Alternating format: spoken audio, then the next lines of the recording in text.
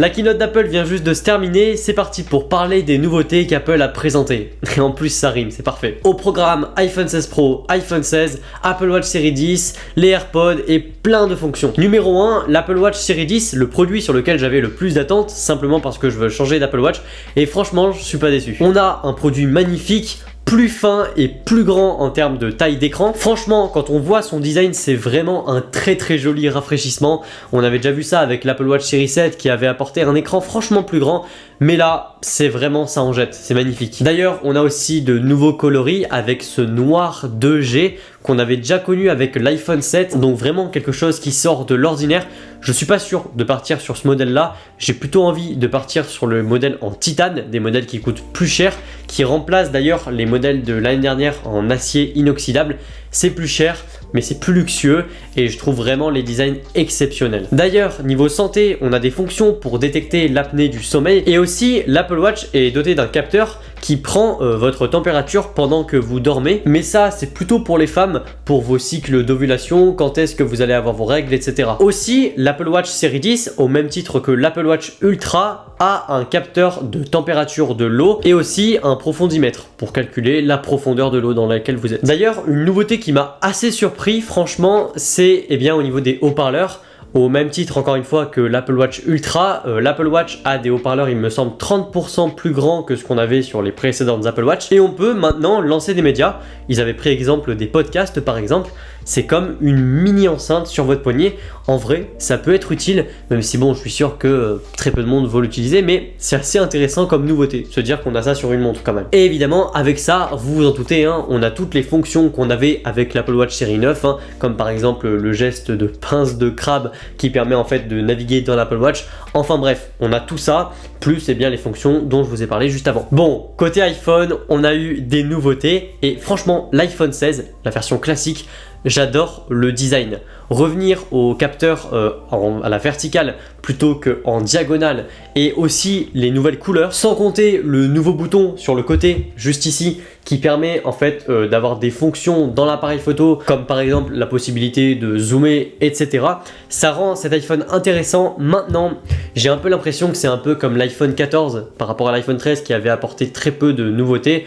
Là, c'est un peu pareil, ils essayent de faire un peu de recyclage par rapport à l'iPhone 15 qui lui avait vraiment de grandes nouveautés. Franchement, cet iPhone 16, si vous avez un iPhone 15, un iPhone 14, je suis pas sûr que ce soit vraiment pertinent de changer, honnêtement. Il y a quand même quelques petites nouveautés, hein, comme par exemple le fait de pouvoir choisir, je crois, entre plusieurs pistes audio lorsque vous filmez grâce à l'intelligence artificielle qui arrive à détecter certains sons, etc.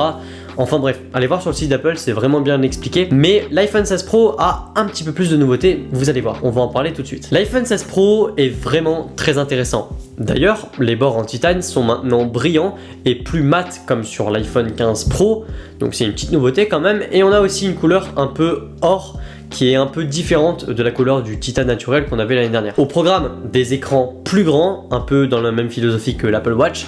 On crop un peu sur les bords et on a un peu plus d'espace sans pour autant avoir un iPhone énorme. Sur l'iPhone 16 Pro, qui est le remplaçant de l'iPhone 15 Pro, on passe du coup de 6,1 pouces à 6,3 pouces, on gagne 0,2 pouces et c'est quand même assez intéressant.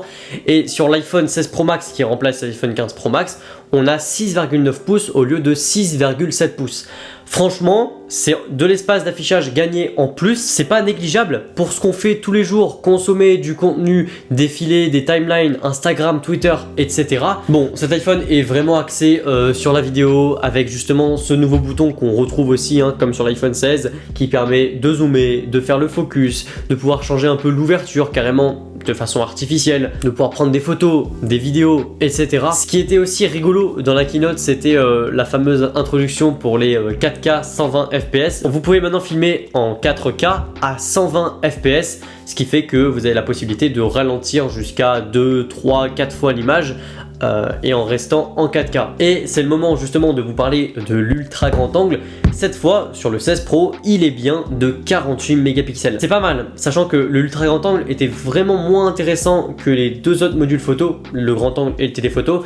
il manquait franchement de piqué, il manquait de netteté en fait, et le fait d'avoir 48 mégapixels, je pense que ça va lui redonner un petit coup de boost et donner envie justement aux gens de prendre des photos en ultra grand angle, parce que bien c'est un mode de prise de vue différent au final. D'ailleurs, l'iPhone 16 Pro, le modèle de base, celui qui remplaçait l'iPhone 15 Pro, a maintenant son téléphoto x5 et plus x3.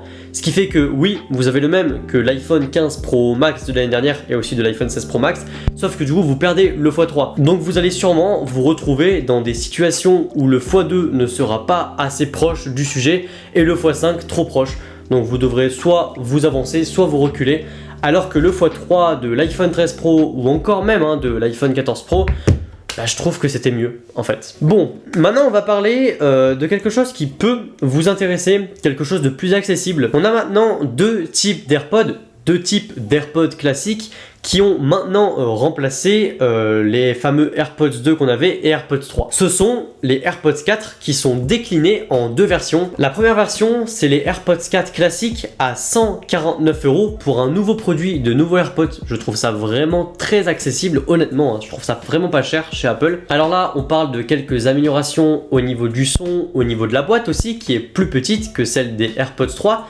Et du coup, il y a une deuxième version, les AirPods 4, donc de 4e génération, à 199 €, le même prix qu'on avait avec les AirPods 3, sauf que cette fois-ci, on a la réduction de bruit sur des écouteurs qui ne sont pas intra-auriculaires. Et franchement, je pense que ça peut être intéressant, c'est grâce à la nouvelle puce H2 qui permet de traiter cette réduction de bruit de manière efficace. Franchement, j'ai extrêmement hâte de voir comment ça va donner.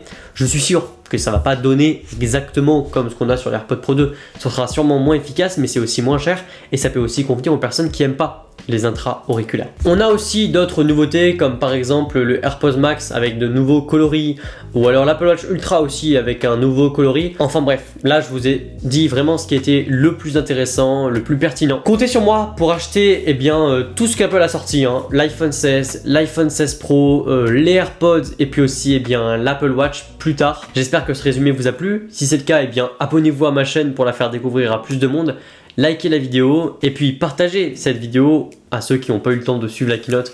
Moi je vous dis à la prochaine pour une nouvelle vidéo. Allez, salut!